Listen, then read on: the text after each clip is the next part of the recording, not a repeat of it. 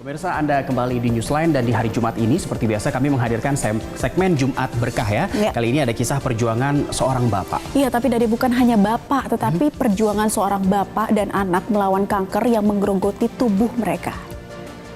Kita lihat inilah Syaiful Bahri. Ia tak pernah menyangka setelah dokter mendiagnosa terkena kanker lidah, kini anak tercintanya Bahrul Ulum pun harus berjuang melawan leukemia akut. Kanker pada Bahrul, sang anak, terindikasi sudah menyebar hingga ke jaringan otak. Tak hanya itu, Bahrul juga harus menahan sakit karena benjolan di dagunya kian membesar. Syaiful dan Bahrul kini berlomba melawan kanker di tengah keterbatasan ekonomi. Karena akibat kanker yang diderita, Syaiful terpaksa harus berhenti bekerja. Sebagai orang tua, Syaiful tentu ingin agar ia dan anaknya kembali sembuh. Ia ingin Bahrul bisa tumbuh layaknya anak pada usianya dan bisa meraih semua mimpi dan cita-cita. Untuk berobat dan menjalani perawatan, Syaiful dan Bahrul membutuhkan biaya tak sedikit, pemirsa, yakni puluhan juta rupiah.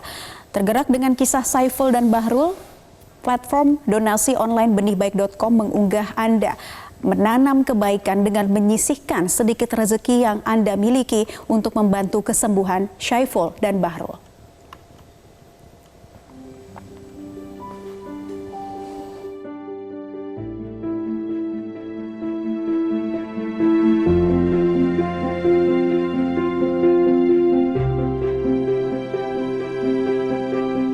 Dan bagi Anda orang-orang baik pemirsa Newsline yang ingin berbagi kebaikan dengan mendonasikan sedikit rezeki untuk Syahrul dan Bahrul, berikut kami hadirkan kembali infografis cara berdonasi. Untuk Syaiful dan Bahrul. Syaiful dan Bahrul.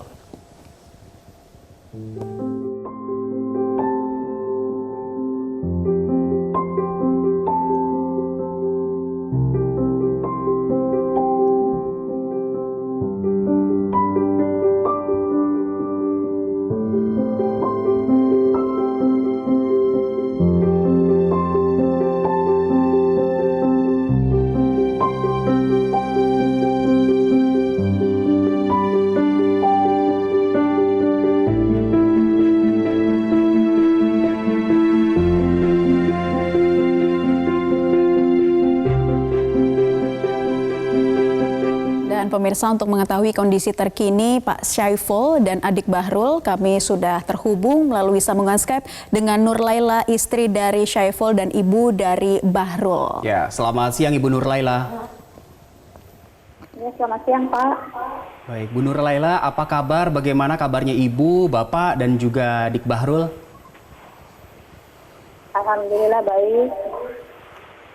Baik semua ya, Alhamdulillah. Bu, kami minta diceritakan lagi. Jadi awalnya diketahui bahwa Bapak menderita kanker lidah, itu kapan dan seperti apa, Bu?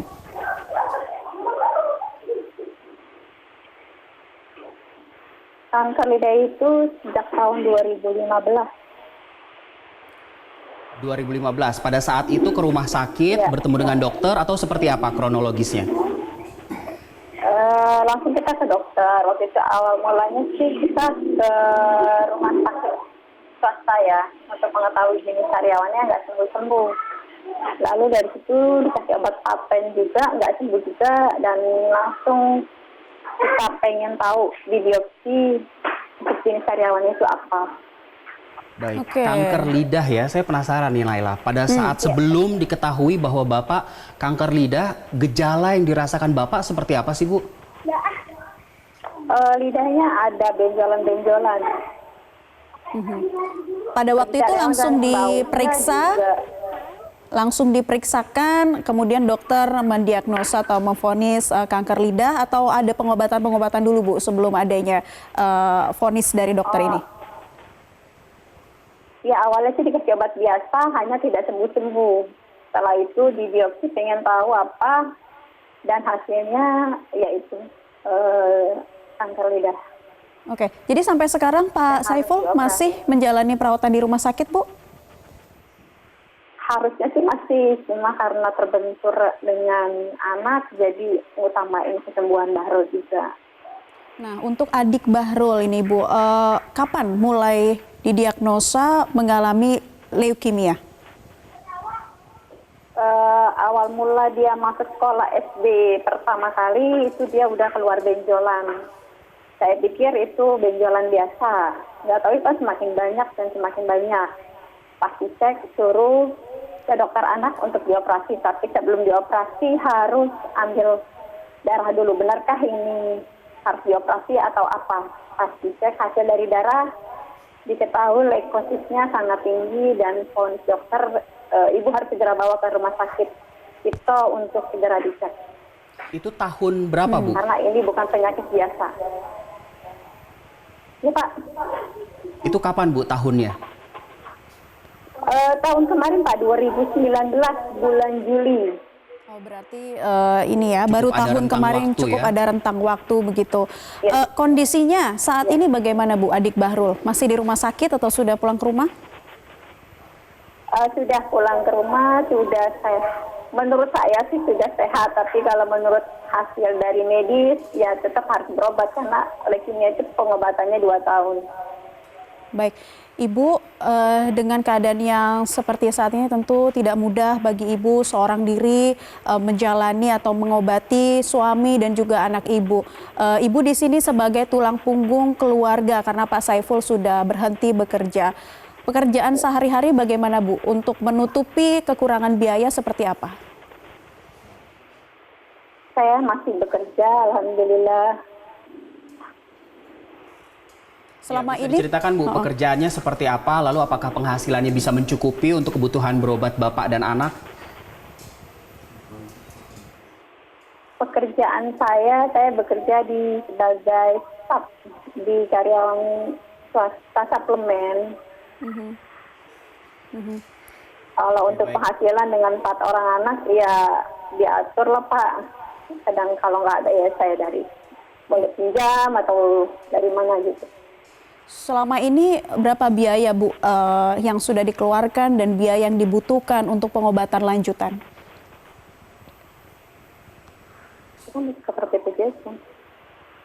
Kalau untuk biaya sih biasanya dari BPJS kan, Bu, rumah sakit itu kan. Ya, tapi kan setelah pulang ke rumah ini pasti kan membutuhkan banyak biaya lagi ya, Bu, ya, untuk kontrol, terapi atau obat-obatan lainnya. Ini bisa diprediksi, Bu, kira-kira ada berapa biaya yang dibutuhkan untuk kemudian memaintain kesehatan dari Bapak Saiful dan juga adik Bahrul ini?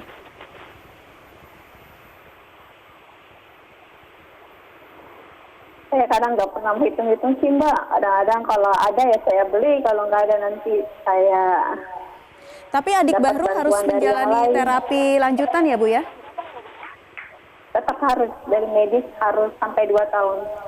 Sampai 2 tahun. Sampai 2 tahun ke depan. Oke, Ibu, harapannya untuk Bapak dan anak seperti apa, Bu? Saya berharap mereka bisa sembuh kembali, itu aja, Pak. Amin, amin. Itu harapan kita bersama ya. Terima kasih Ibu Nur Laila sudah berbagi cerita di Newsline untuk siang hari Ya, ini. semoga dengan tayangan ini banyak orang baik yang hatinya tergerak bisa membantu Ibu Nur Laila untuk kesembuhan Bapak Saiful dan juga adik Bahrul.